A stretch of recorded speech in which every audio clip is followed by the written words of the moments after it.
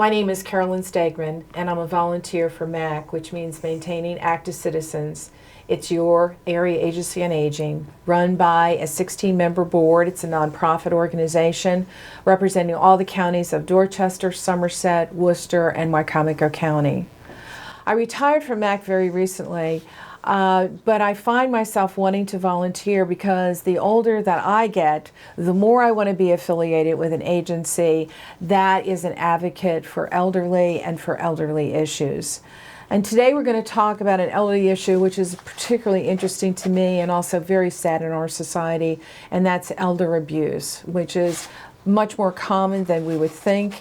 And just as devastating as child abuse is, so is elder abuse. Today, my guest is Cheryl Sink-Bell, who's also been at MAC for a couple of decades, and she is the ombudsman for the agency. Cheryl, welcome and thanks for coming. Thank you, Carolyn, for the invitation. So tell me, what is an ombudsman? I know it's a really strange word, isn't it? It is, right. And it really means a citizen's representative. In our setting, it means a resident's advocate. Okay. So I advocate for people who live in long-term care settings, whether that be a nursing home or an assisted living. Mm-hmm. Okay, so tell me more about what you do as that advocate. I can see how that's really important. So why would you be called? Why would you go, and do you investigate things? Or? Sometimes we do monthly advocacy visits just to talk to the residents, because we are the residents advocate. Okay. So go to all 11 nursing homes in our 4-county area. And we have 28. That's a lot of patients. It is. If they were all full, we would have almost 2,000 residents in the 39 facilities in our area. We also do investigate concerns. And it could be from the resident, from the family, could be from the facility, could be anonymous. A lot of times we make sure people have quality of care and quality of life. And is it just nursing homes, Cheryl? No, it's also assisted livings. And how many of those are there? We have 28 in our 4-county area. And some of them are small, like 4 to 16 beds, and some of them are larger meaning 40, 60, even 80 beds. So you're really charged with investigating thousands, well, not investigating, but advocating for thousands of people in the 4-county area. Yes, we are, yes. Are you all alone doing this? Well, actually, I do have 5 volunteers, thank God. I'm the only employed ombudsman, but I do have now 5 trained, certified volunteer ombudsmen that help with the advocacy visits. Okay. And so elder abuse is also a special issue for you. Now, while I know personally as a nurse that elder abuse in nursing homes is really quite rare, it does happen. Mostly it happens in the community, really in the homes of families or people that are taking care of the elder. So let's first of all define it. What is elder abuse? Elder abuse is really when there's harm or maltreatment to a vulnerable adult. And what defines a vulnerable adult is someone who's 18 or over, and they're dependent on 2 or more what they call ADLs, which is activities of daily living. Okay. Bathing, dressing, eating, mobility, continence, needing assistance. That makes somebody vulnerable. Okay, so somebody who's 20 to 30 or 40 is most likely going to be a disabled person. Could be a younger disabled, which we see in our facilities as well as in the community, or it could be a senior as well. By and far then, the most people that are going to probably be vulnerable to abuse are going to be the elder people. Yes. So the older one gets, if one gets more and more disabled, or even gets dementia or Alzheimer's disease, the risks increase for elder abuse within that family situation. Is that correct? That is very correct. There are certain risk factors. The older we get, the more chance we have of being abused. Women are a higher risk. And most likely because they live longer. We live longer. Right. People with dementia, people with abuse issues, whether it be like drug and substance abuse issues, and people who are just dependent on their family or their caregiver to take care of them. They're dependent on someone, as the nursing home residents are dependent upon the staff. So we're talking about physical abuse possibly, right? Yes. Emotional abuse and psychological abuse. Is that sort of really categorize the 3 things? Well, there's actually several types of abuse. Okay. Physical is one that probably people think of first. Okay.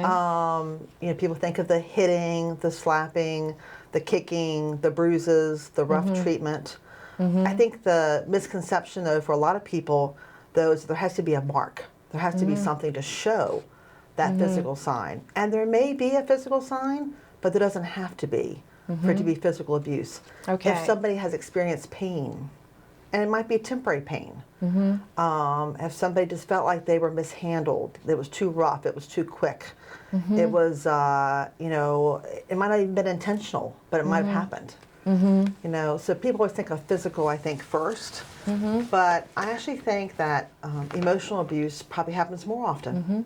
Okay, so let's go back just a little bit. We have basically 7 categories of abuse, which is also called victimization. 7 categories of victimization, and they're on the screen now being shown. So let's go ahead and list what they are, and then we're going to go through each one individually. Okay. Okay, so we have physical abuse, emotional, psychological, neglect, and also going along with neglect is abandonment, where we just basically abandon them. There's also self-neglect, which is actually done by the elder itself, and then there's sexual abuse. So you can see, those of you who are watching the screen, the 7 categories that we look at. And also financial. Financial, right. Okay. Is also a big one. And that's a big one, right. Growing. So Cheryl has already talked a little bit about the physical abuse. Slapping, hitting, pinching, pushing, pulling their hair, treating them roughly, throwing them around in the bed, all kinds of things like that. Now, what would you like to add to that? Well, and unfortunately it does happen. I don't know if it's always intentional, but I know it does happen. And I think a lot of it is due to caregiver stress and people rushing, especially in facilities. I've got to get this many residents done in a certain amount of time, get their care done. You know, I've seen bruises, I've seen sometimes marks. They look at is there bruises or unexplained injuries in unusual places, perhaps on the breast, perhaps in a private area. Were they forced to do something? Force feeding. That's also a type of physical abuse. That would be very upsetting. That means prying their mouth open and forcing them down to feed or to drink or to do something like that. Right, right. Yes. That's very difficult. And I know that, I think we had actually a guardianship case one time. Maybe, Carolyn, you can share more with me about what happened in our very first guardianship case. A woman named Agnes, yes, who and actually I'd like herself to been a victim. Show her picture right here. Agnes had the mental capacity of about a 4 or 5-year-old child. And she was actually loved and very well taken care of by her parents. But her mother died at quite a young age, and Agnes was being taken care of by a stepfather after the death of her own father, and he was loving and provided for her for a home. But when he got into his elder years, he was thinking about what's going to happen after I die. And so he left a trust of property and money in Agnes's name. And a neighbor came forward who at that time was a trusted friend and good neighbor, and she said, I will take care of Agnes. You will not have to worry, and you can be at peace after you die. Well, what happened was he did die, and within 3 months after his death, Agnes was placed in Eastern Shore Hospital for reasons that were very nebulous. They said she was wandering and stuff like that. But basically, when they did more research, they found out that all the money was gone, all the property had been sold, and Agnes was basically abandoned by this trusted neighbor, so to speak. The police were called in because after her discharge from the hospital, she went to an unlicensed boarding home where literally Agnes became a slave. She was forced to clean out urinals. It was like a brothel. She was given very little food to eat. She smelled. She wasn't changed or anything. And the police were called in, and of course they immediately removed her from the home, which is where they found out that there was no money or property left for her care. And so she became the first guardian of MAC, and we placed her in a group home that was licensed. She spent the last 10 years of her life amidst love. She called the person who owned the group home her mother, and she was very, very happy and used to go shopping actually with employees of MAC who really fell in love with her. She died before the year 2000, but after having lived in happiness for the last part of her life. But she dealt with physical and financial abuse. Everything. And needed... Emotional. They called her stupid. They called her dumb. They called her retarded. It was just a horrific situation. Not all situations are like Agnes, but there also is variations of that. You know, and sometimes when you're talking about abuse, it really can be 2 or 3 of those things that are on the screen. So not only are they experiencing physical abuse, but they also have emotional abuse. Somebody's saying you're ugly, you're this, you're that, we're taking your money, we're going to send you to a nursing home, all kinds of threats like that. Yeah, emotional, you might hear the term also mental abuse, verbal abuse, psychological abuse. It kind of all falls under that emotional. And a lot of people think it's just cursing. They think verbal abuse, they think, okay, well that means they cursed at that person. But it's much more than that.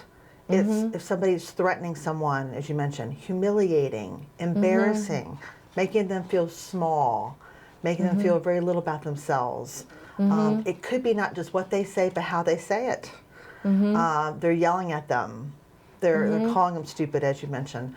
They just feel like they're not worthy. I mean, they just took away their dignity and respect of that person, and it can happen over and over again. And after a while, I think, start to believe that. You think, okay, I'm not worthy. You know, I don't worth anything.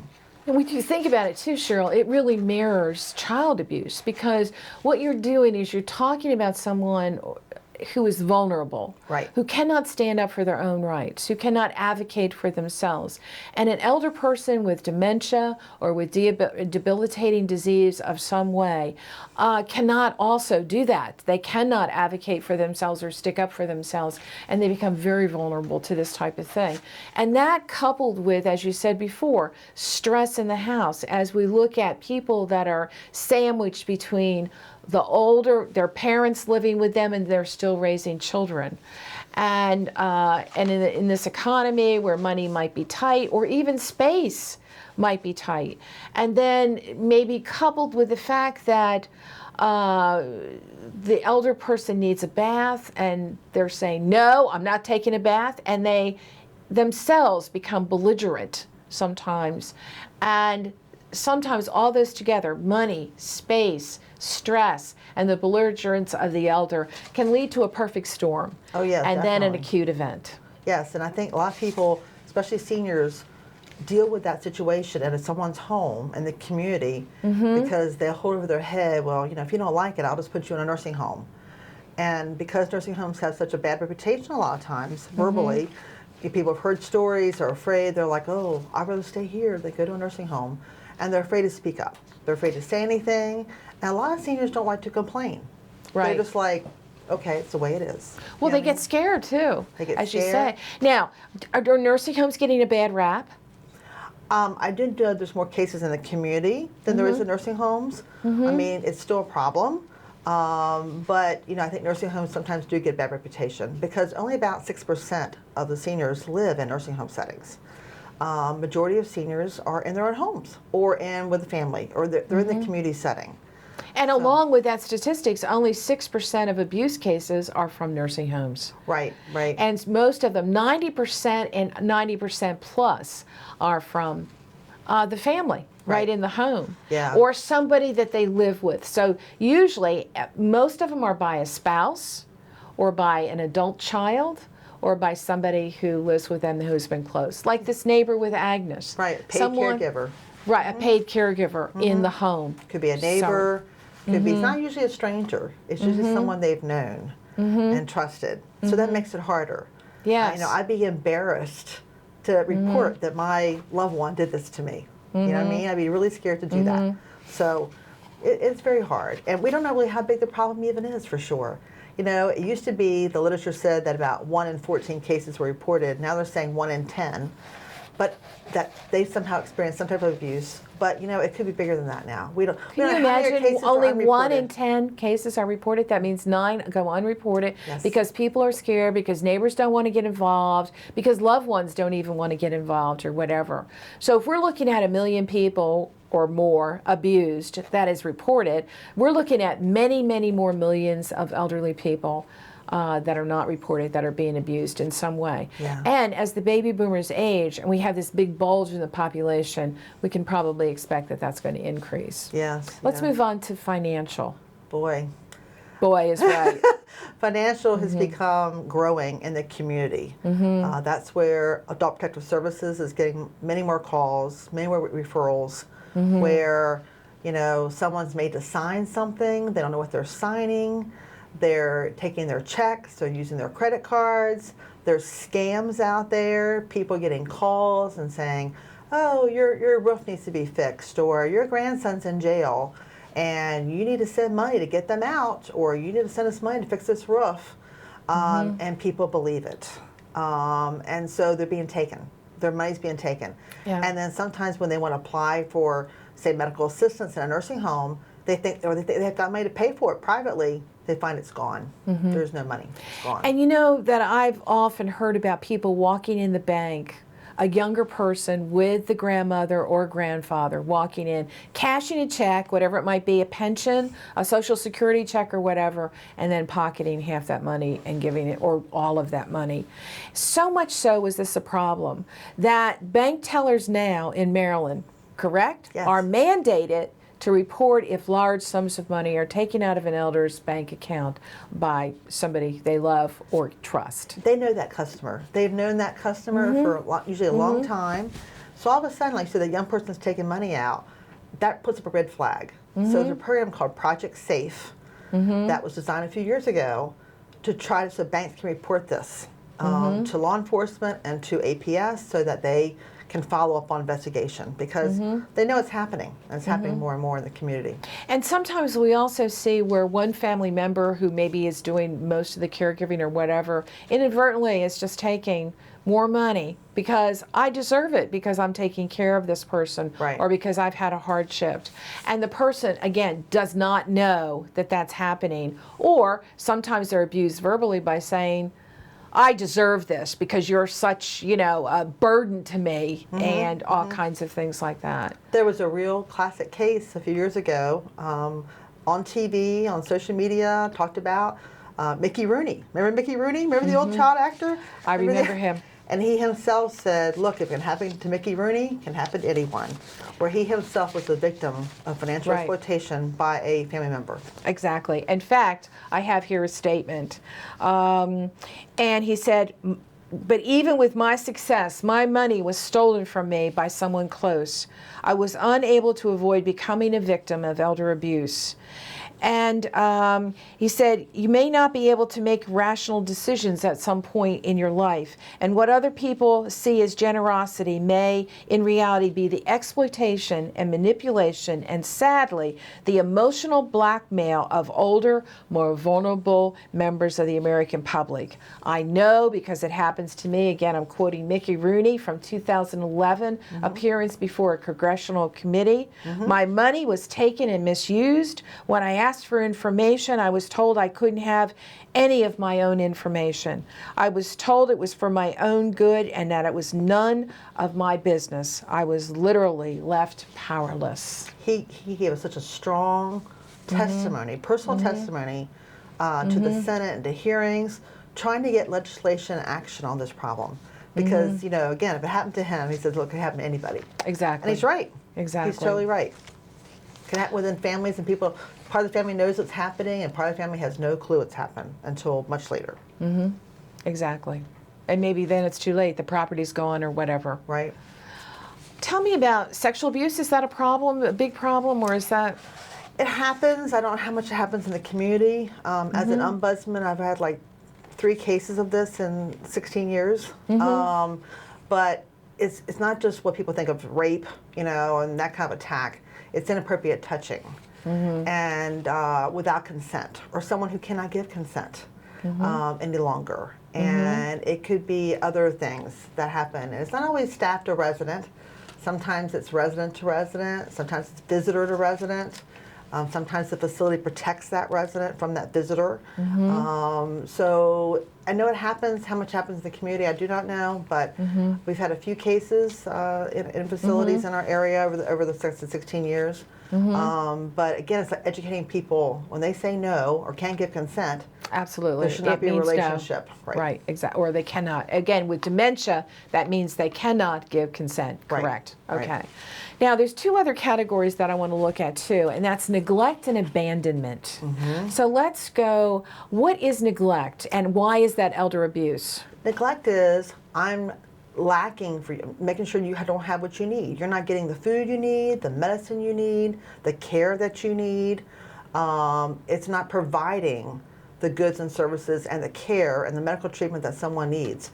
We often hear the term self-neglect, and self-neglect would be, a good example would be, I live at home alone, I'm not eating properly, I'm not taking my medicine, I'm burning myself on the stove.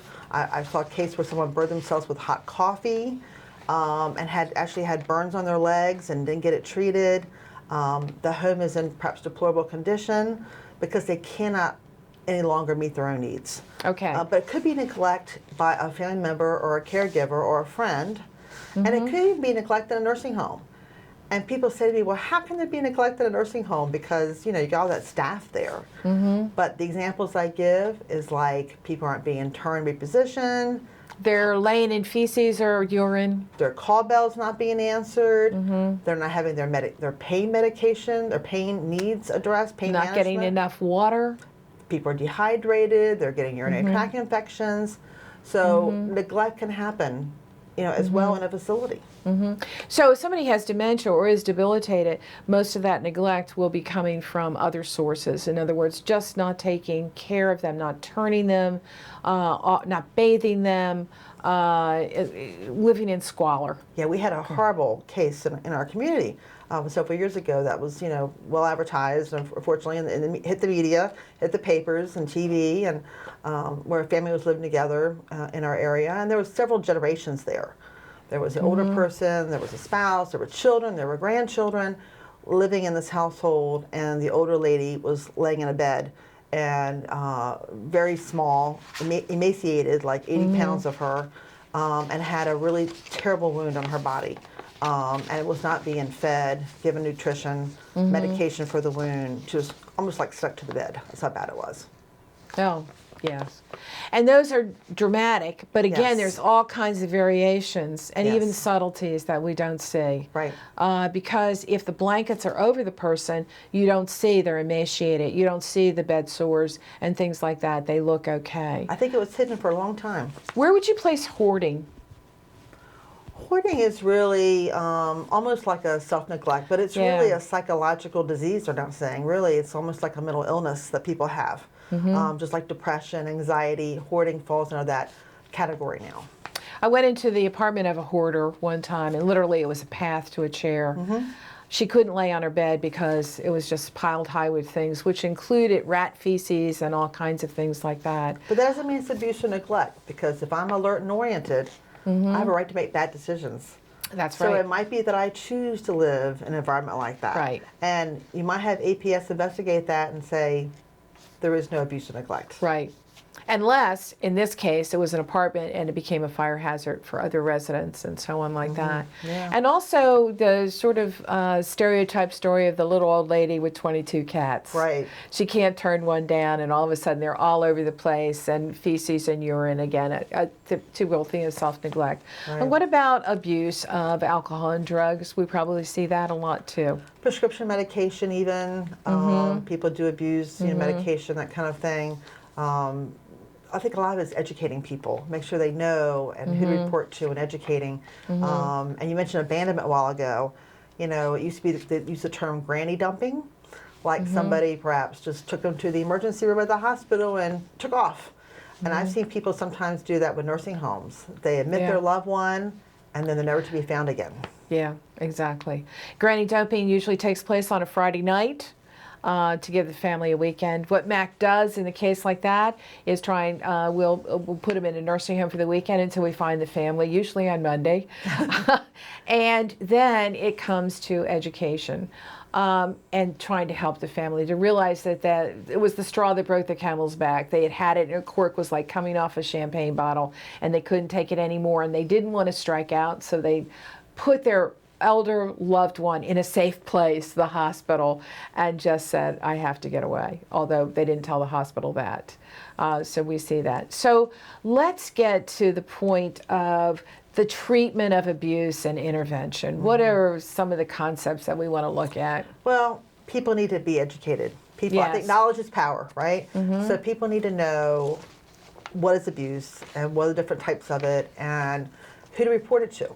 You know, and talk to groups in the senior centers, talk to the community, talk to the groups like Lions Clubs and Quotas and other groups in the community, AARP. I do a lot of trainings in nursing homes and assisted livings to the staff, to resident councils and family councils. Right. Because I think all of us need to have better ears and eyes on this problem. And I know another thing that we're doing at MAC is the support groups. So people that have elderly patients or family members, particularly those with dementia, Alzheimer's disease, and so on, can go to a support, and we can talk about their frustrations and talk about some of the things that we can do, like having sitters or getting people to give you some relief, to give you some respite for a couple of days, because sometimes Alzheimer's patients can be extremely difficult.